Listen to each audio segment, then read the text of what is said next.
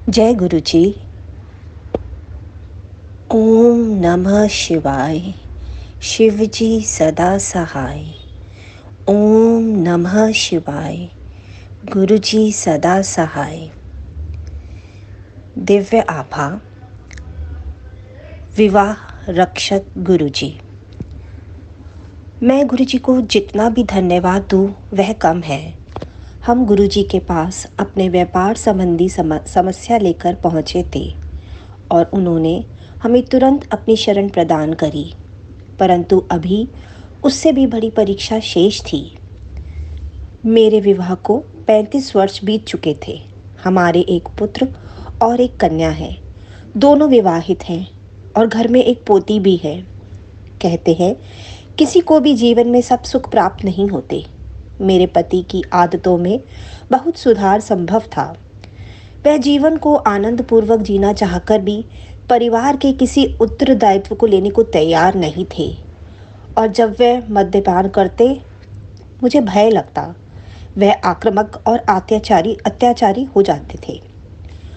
गुरु जी की दया से मेरे बच्चे सदा मेरे आधार रहे। मेरे गुरु जी के पास आकर उनसे अपनी पुत्री की संतान की कामना करती थी, अपितु गुरुजी पहले मेरे परिवार का वातावरण स्वच्छ करना चाहते थे। संतान सुख देने तो उनके लिए कोई समस्या नहीं थी। एक दिन मैं गुरुजी के दर्शन के बाद घर पहुंची तो मेरे पति वहां पर नहीं थे। मुझे कोई चिंता नहीं हुई क्योंकि यह गोल्फ खेलते हैं और सप्ताह में 4 दिन देर से आते थे। 62 वर्ष की आयु में भी उन्हें अपने मित्रों के साथ मद्यपान करना, भोजन करने की आदत थी। मैंने क्रोध और प्रेम दोनों मार्ग अपनाकर देख लिए थे, पर कभी सफलता हाथ नहीं लगी थी। मैं कभी उनका विरोध नहीं कर सकी क्योंकि फिर वह अपना हाथ उठाने लगते थे। मुझे अत्यंत भय लगता था। अक्सर रात को उनके घर में प्रवेश करते समय किसी भी हंगामे की आशंका से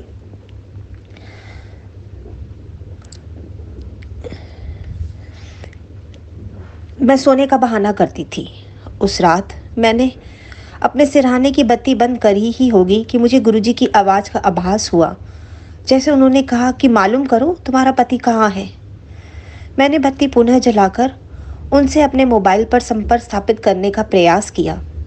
गुरुजी की दया से उनका मोबाइल काम कर रहा था और मैंने उनको एक स्त्री से बात करते हुए सुना। मेरे पति एक और स्त्री के साथ थे। ऐसे लगा कि वह उनकी प्रेमिका थी। मैं स्तब्ध रह गई।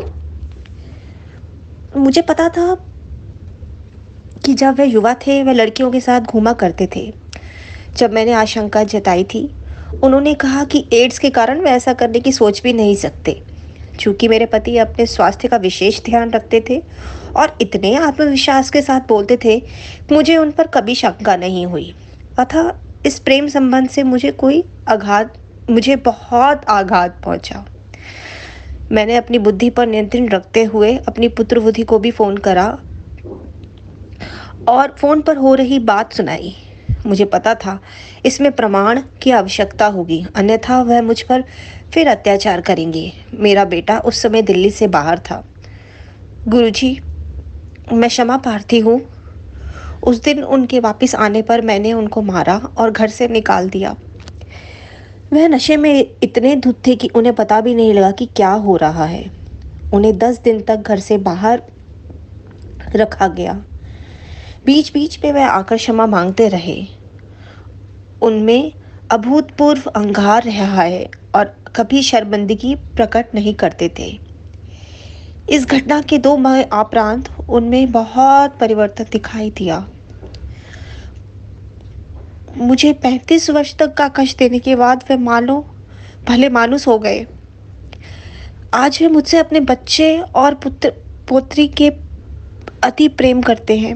यदि आजकल वे कभी नशा करते भी हैं तो बहुत रोकर क्षमा याचना करते हुए कहते हैं कि वे अच्छे इंसान हैं और उन्होंने मुझे बहुत कष्ट दिए हैं।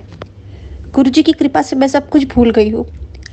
मेरे पति और मेरा अगाध प्रेम नवविवाहित दंपत्ति जैसा है। गुरुजी, उन सब कष्ट सहने वाली महिलाओं को अपनी कृपा से धन्य करें। मैं सबसे गुरुजी के चरणों में आने का निवेदन करती हूँ। वह साक्षात भगवान है। मैं उनसे अतः प्रेम करती हूँ। एक वक्त शुक्राना गुरुजी, शुक्राना। ओम नमः शिवाय। शिवजी सदा सहाय।